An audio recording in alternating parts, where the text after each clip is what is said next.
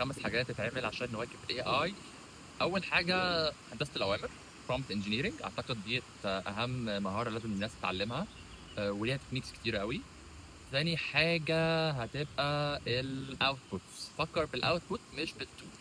الoutput هو اللي هيخلّيك تحدد الtool الصح، وهيخلّيك تعرف ممكن تجمّع بين أكتر من tool والّا لأ.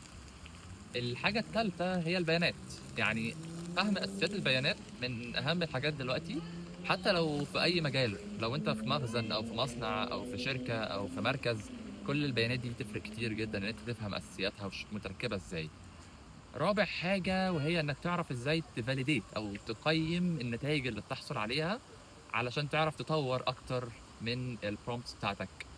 وخامس حاجة طبعًا إن أنت تفضل في الloop دايمًا، حدد وقت ليك تعرف تواكب السوق، تشوف التطورات اللي بتحصل في الأخبار، تجرّب الأدوات الجديدة وهكذا.